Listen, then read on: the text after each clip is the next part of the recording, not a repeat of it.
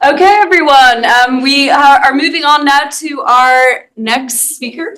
Simone Marcenaro is Associate Professor of Romance Philology at the University of Molise in Italy. He previously worked at the universities of Santiago de Compostela in Spain and in Milan, also in Italy.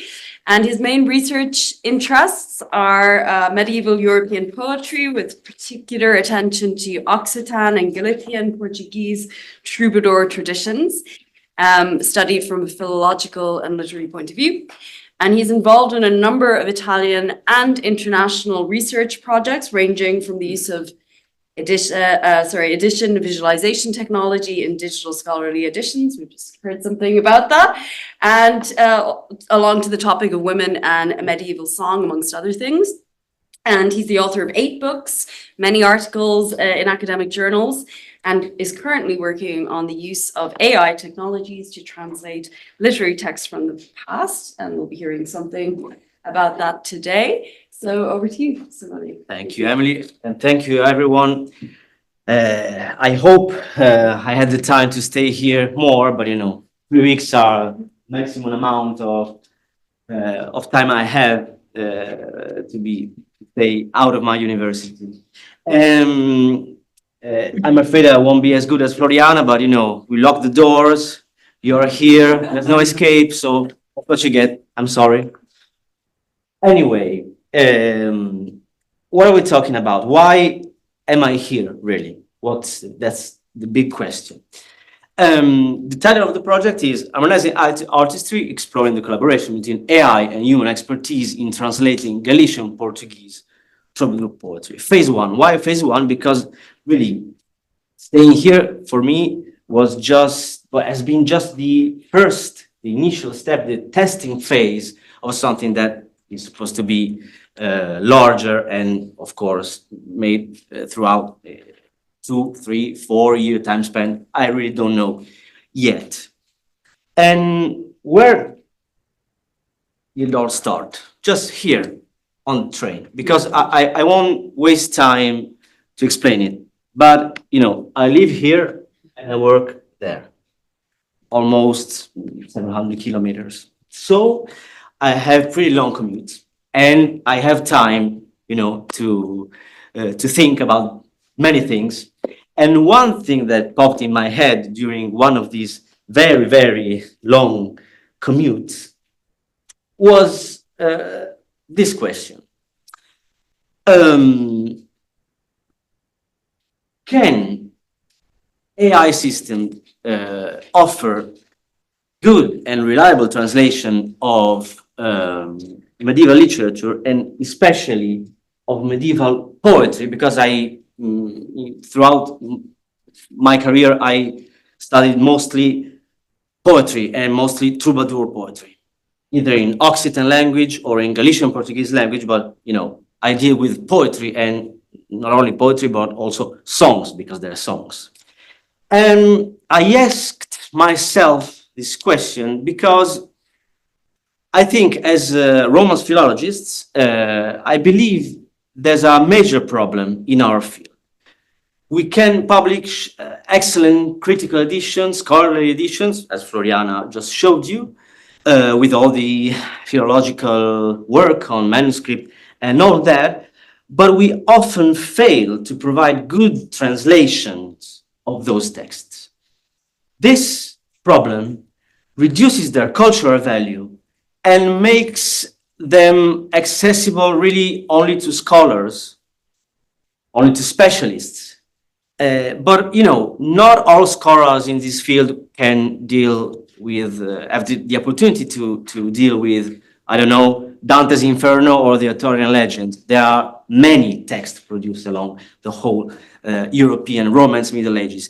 And, for example, Aziz de Carthage is one of them. They were texts that were widely known and disseminated throughout the whole Middle Ages, I don't want to say they were mainstream, but some of them really were. But now, without providing good translations in our editions, we are not doing them a favor.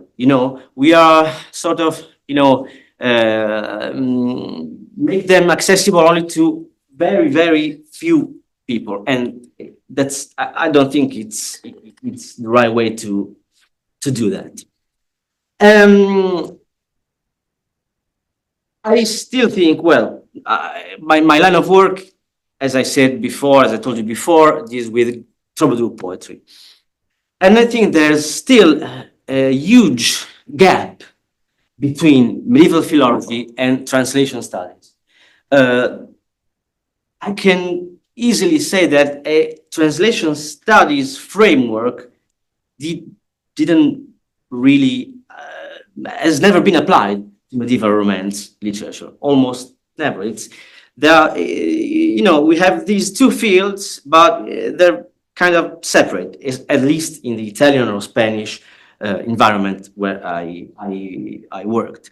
But today, I believe that these texts, especially these poems, these songs, can be a really good case study to investigate how providing a literary translation can make them more, perhaps, interesting to a wider audience, especially when the target language is English.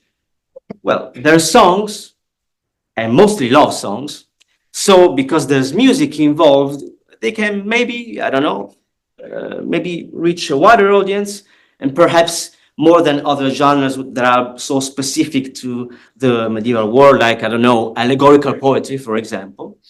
So, in order to raise the level of artistry in this process, in this translation process, my research question deals with the potential and limitations of AI translation and comparison, and the possibility to compare it with human work. As you can see there, if you consider the whole troubadour tradition, the whole European troubadour tradition in Romance languages, so not only Galician-Portuguese one, we have more or less, if I do my math correctly, well, slightly more than 6,000 texts. So it's a huge bulk of texts. It's a huge tradition.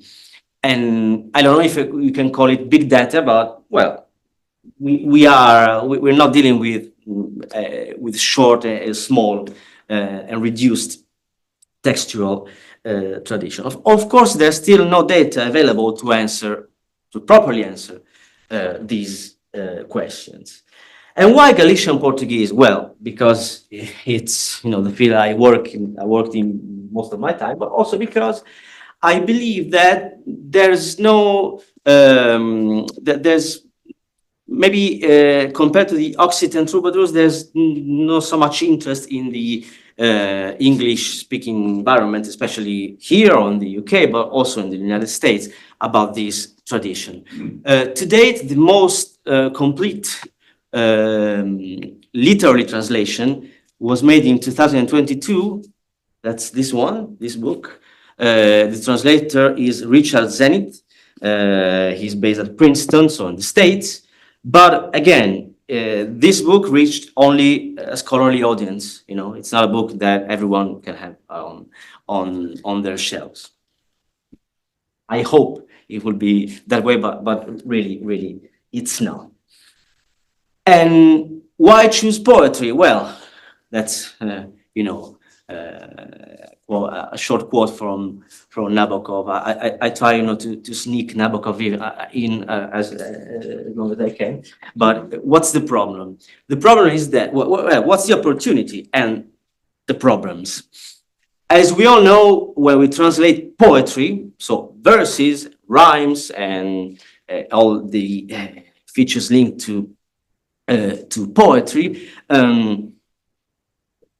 we deal with various factors, but all those factors in this tradition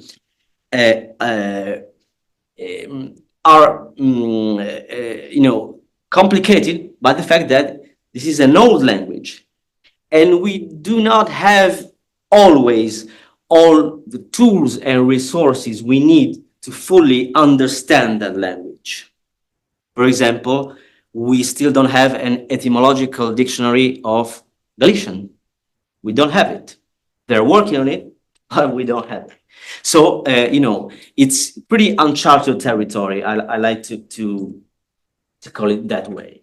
And why literary translation, or better, poetry to poetry translation? Because what I just said, maybe if we provide good translations, if we can recreate poetry without translations and not only, make plain and literal translation just to make the audience and readers understand the meaning of the poem. But if we can manage to translate these poems, these songs, better said, with artistry in it, I think the whole accessibility problem can be improved a lot. And when I talk about poetry to poetry translation, I simply talk about that. Maintain the best possible balance between form and meaning. It looks like it's a simple task, but it isn't. But first, let's take a very quick look about what Galician-Portuguese language is, or better, what Galician Portuguese language and literature was. It starts around, second half of the 20th century, and the geographical and political situation in the Iberian Peninsula at that age, during half of the 12th century, was like that. South was Muslim, and the center north was divided mainly in three great kingdoms. And as you can see here, Galicia was independent, but then after 70, 80 years, it began to be included in the Corona de Castilla, so the most important part of central Spain. And then we have Portugal on the one side and and Aragon on the other. So basically three kingdoms, okay, in the whole Iberian Peninsula. And as far as language and literature is concerned, I'm very happy Floriana talked about hybridization, because Galician Portuguese is really not a hybrid language. I know the hyphenation can be tricky, but it's not. It's the language that was spoken and written in this whole area. This is the border, the actual border between northern Portugal and actual Galicia. But the language was the same on a spoken and written level. So it was one language. So if a Portuguese person tells you that those texts were written in medieval Portuguese, he's not right. They were written in Galician, because modern Portuguese stems from this language, okay?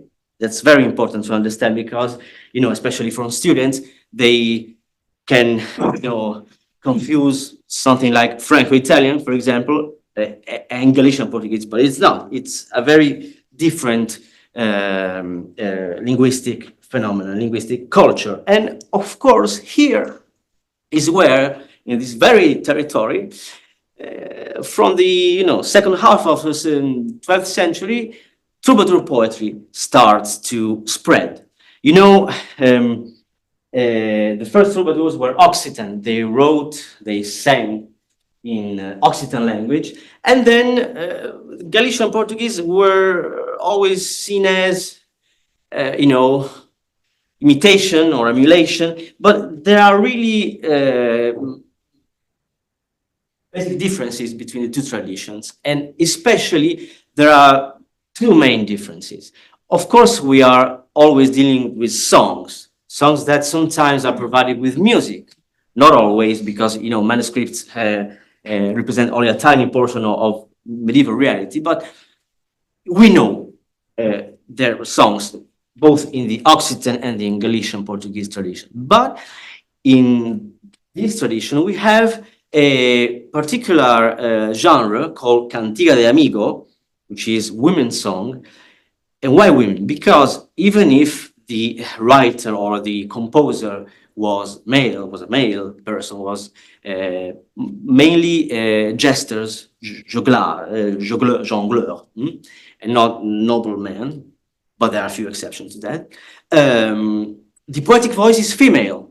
It's usually a young female talking about his lover, his amigo, which means friend, but it really means lover, you know. And they're very linked to the folk tradition of this territory. So they are slightly different also in terms of their formalization. They're shorter and they're, I don't want to say simpler, but you know, for a person who may not know that language and that tradition so well, they can be, you know, the first text to approach. I usually do that in my classes. So a quick look at the manuscript tradition. It's very reduced.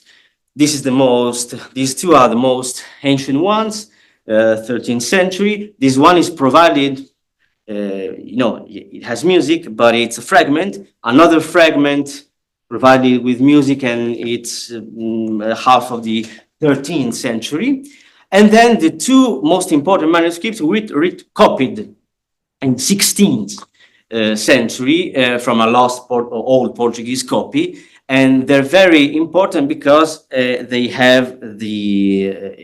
most complete. They have the three genres, cantiga de amor, love song, cantiga de amigo, women's song, and cantiga de escarnio e maldicer, that is, here, scorn and mockery, satirical poems, you know, while the other manuscripts are incomplete, so they only have fewer texts.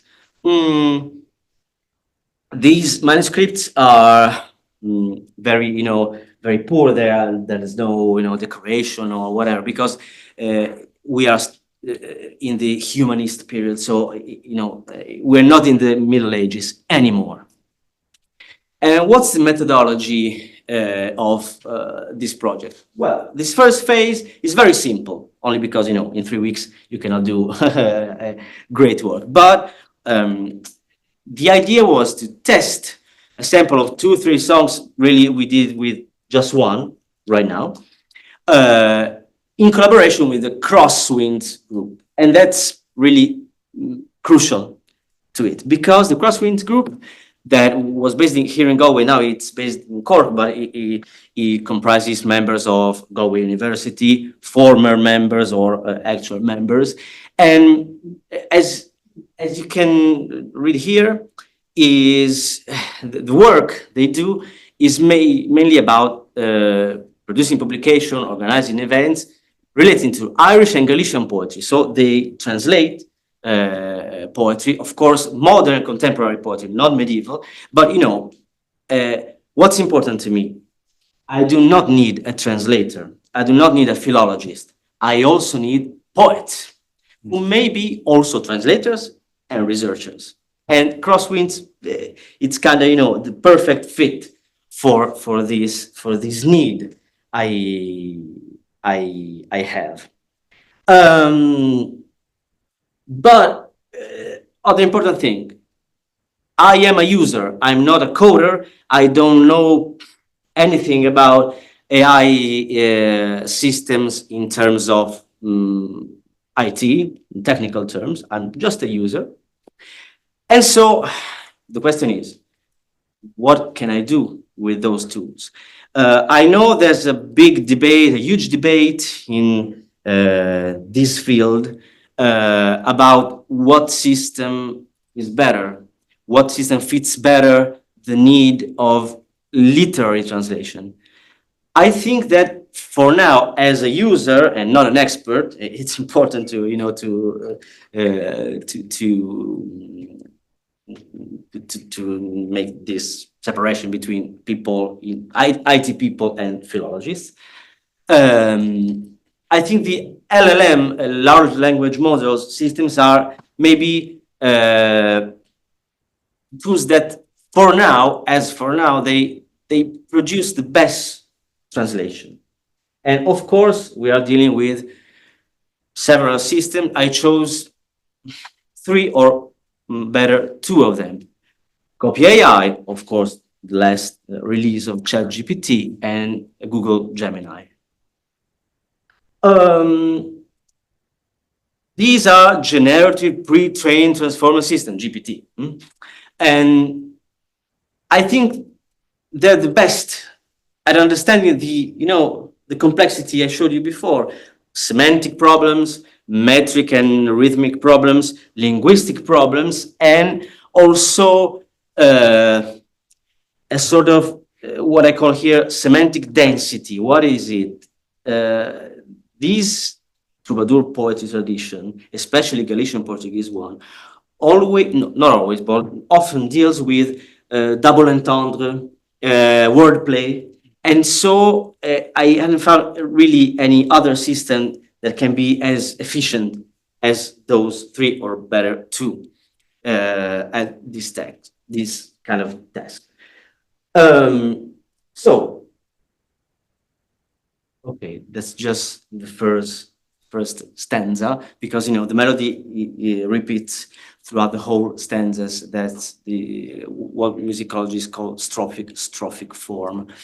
And this rendition is not, I don't like it, because the singer sings like it's a church hymn, and there's no musical accompaniment, there's no rhythm, but at least you can see, you can perceive the melodic shape, which is very simple. And of course, we don't know how they were performed. We don't have any information about that. So there are various performances. If you go on YouTube or Spotify or whatever, you find lots of performances of those specific songs, especially these songs, because they have the melody. And this is a very literal and poor translation I made because you may not be knowing so well Galician-Portuguese language. So this is a really simple translation. As you can see, 2 verses in the stanza and then a chorus, a refrain. We call it better refrain than chorus. Okay. So why did I say better 2 than 3? Because Gemini began like this, 5 seconds, and then he goes bonkers, shift to Portuguese, and it tells me, não posso ajudar com isso, sou apenas modelo de linguagem e não tenho as possibilidades de fazer isso. Ou seja, I cannot do it. And that's my answer. Okay. I don't know why, but each time I try with Gemini, it begins to translate the first 2 or 3 lines, and then it kind of crashes. I don't know why, but you're a disappointment. Every Google product is. No, I'm joking. So let's take a look at the translations I want to show you. I chose between one of the 2 translations made by Copy AI and ChatGPT. I won't tell you which is which. And then the translation provided by a human translator. So I won't tell you until the end, but you probably can make your educated guess about it, which is which, but let's start with the first, just in random order, okay? This is the first translation.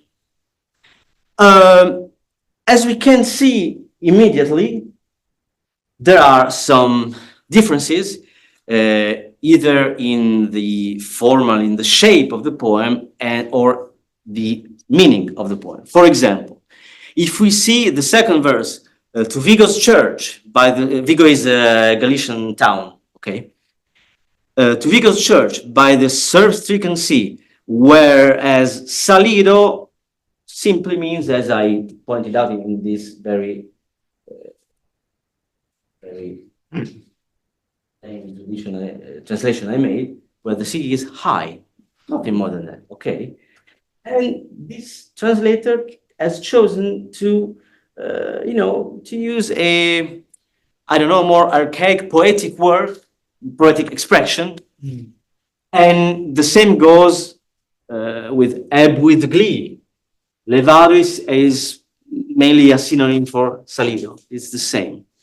And as you can clearly see, the refrain is very different because the translator here wants to add elements just to give, I think, a more poetic effect.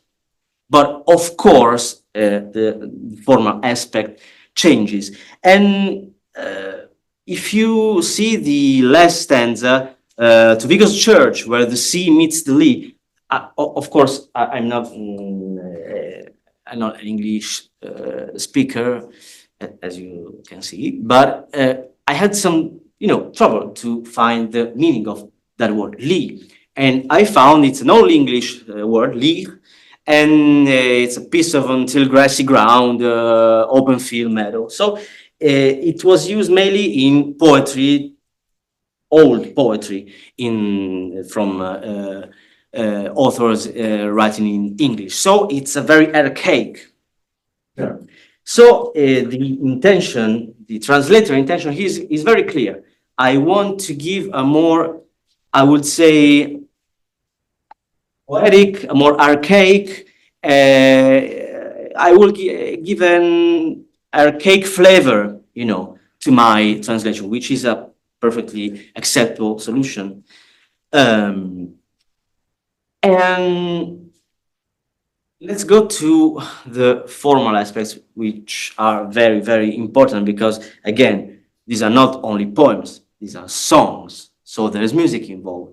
And meter and rhythm are really crucial to fully understand their value. Here the translator kind of transform the original, the source poem rhyme scheme, because as you can see, there's only one rhyme, E, me, see, free, decree, glee, etc., etc. While the source poem had a vowel rhyme, ego, ido, and a perfect rhyme, ado, ado, and then the rhyme of the refrain, which is ondas, because the stressed vowel is o, so the rhyme matches the full word. Okay. So the translator here chose to give their translation a more regular shape in terms of rhymes than the source poem. And, Romance poetry, whether it is Galician, Portuguese, Italian, Occitan, French, whatever, is based on syllable counts, okay? It's not stressed based. So translating Romance poetry into English means also a shift from one system to another. Medieval troubadours consider syllabic regularity as the most important formal element of their poems. We have several texts where they argue about that. Okay, so that was really, really important to have the same number of syllables in each verse in this kind of poems. Here we have in this original poem, song, of course, a regular scheme with seizured verses, so verses divided into two pieces. And we have what we call feminine rhymes, so we have two vowels, the first stressed and the second unstressed. Ego, ado, okay? And so we mark it with the symbol here.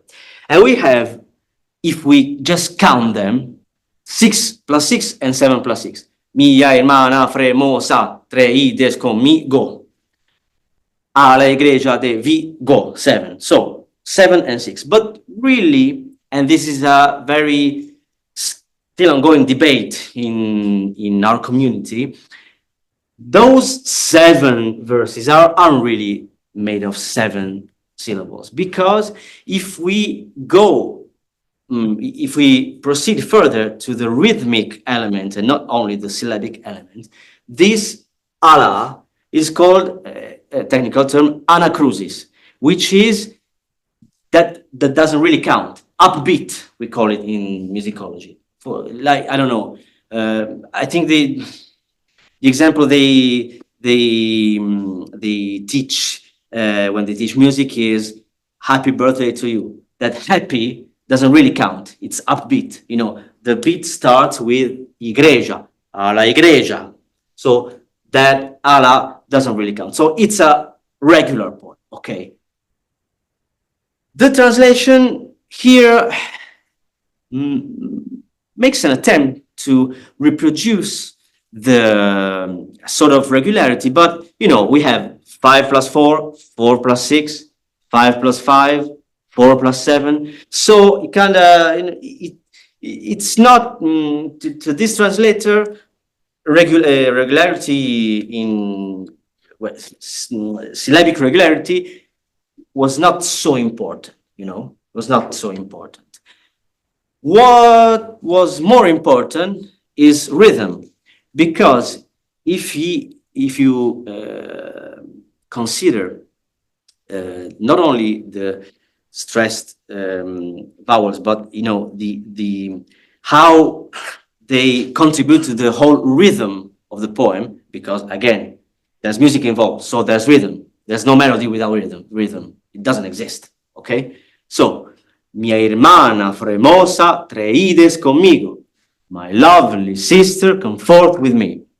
Okay, it kind of matches roughly the same rhythm, and the same goes for the second verse. But, you know, refrain changes a lot, because adding last part, miraremos las ondas, and there we'll gaze at the waves wild and free. So it adds more rhythmic elements. And that's, you know, just a way a translator can approach these kind of poems, the kind of language, and they decide to, you know, introduce a little change. So that's the second translation, okay? Here we don't have any misunderstanding. We just have, you know, fremosa means beautiful, and here is sweet. Well, more or less, we are in the same semantic field. Miraremos las ondas, and then we'll gaze at the waves. Here is to watch the rushing waves. So there's this adjective rushing, which adds any, you know, a little semantic shift. Or for example, meu amado, my lover, the one I desire, or my heart's delight. But here the meaning is really preserved. You know, there are no problems in translating the meaning. As far as rhymes are concerned, here we have vowel rhymes: ein, eid, eyes, ire, eyed, okay? And of course, the refrain, which is constant waves.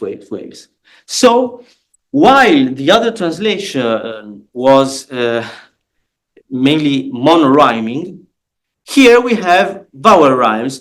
I think the attempt is just to maybe reproduce the vowel rhyme we have in the source poem here. So, you know, the two solutions, the two options are, you know, there's no, I cannot really see a better option between the two. You have the one and the other, both are working, at least to me. Syllabic count here is more regular. 4 plus 5 and 5 plus 5, one case of 4 plus 6, but, you know, here the translator tries to also to reproduce this formal aspect, this formal feature. And the same goes for rhythm. 4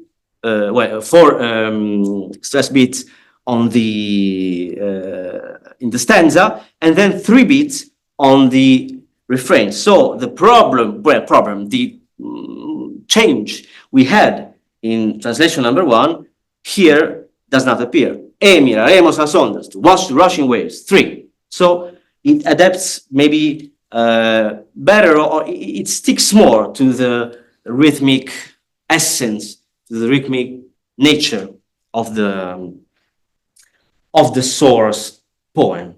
Okay.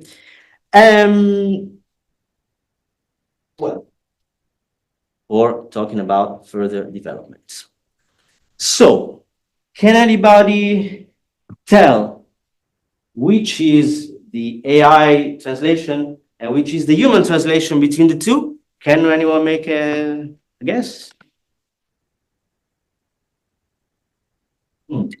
Well, since we have the human translator right here, Dr. Lorna Shaughnessy, maybe she can give you some hints about what's her actual translation.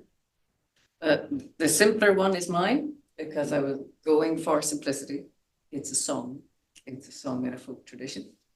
And the vocabulary is not of a high register in its own context. So I didn't want to produce vocabulary of a high register, quite the opposite. If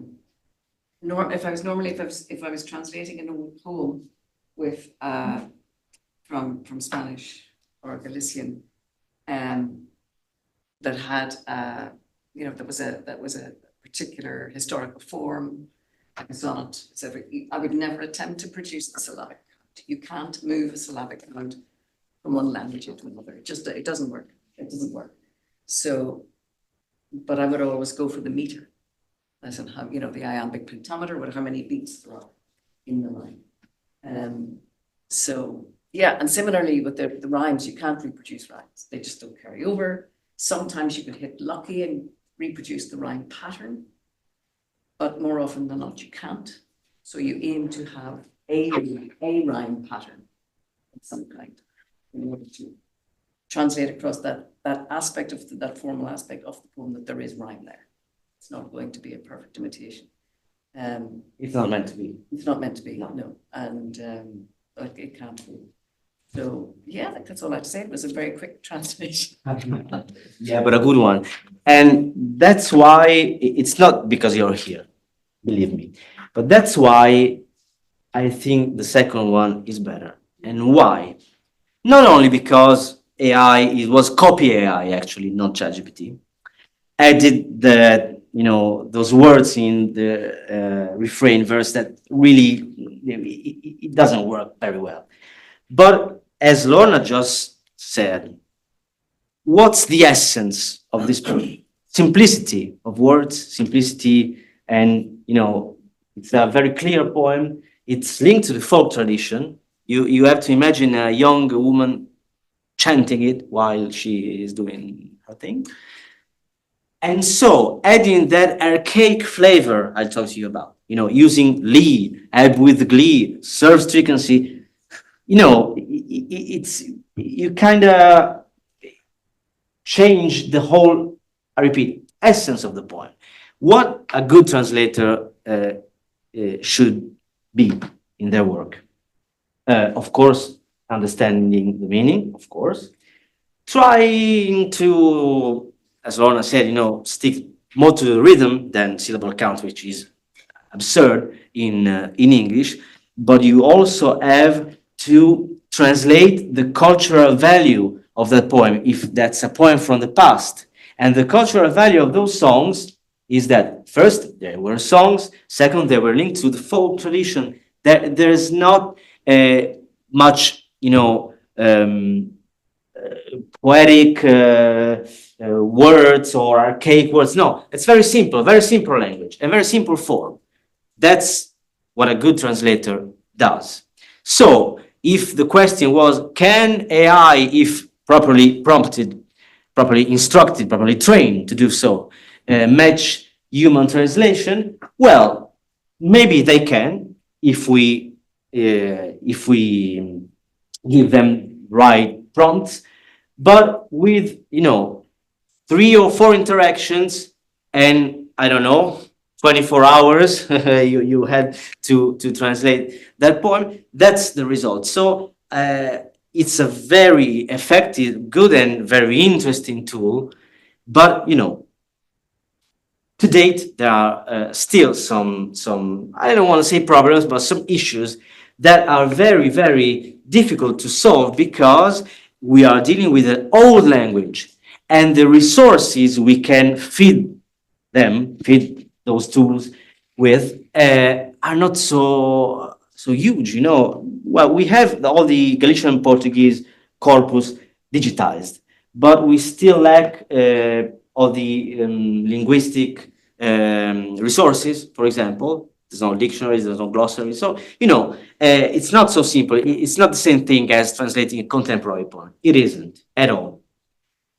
So, what are the further developments? First, very, you know, simple, well, simple, it's not that simple, but creating an open access book with 20, 25 poems like that, you know.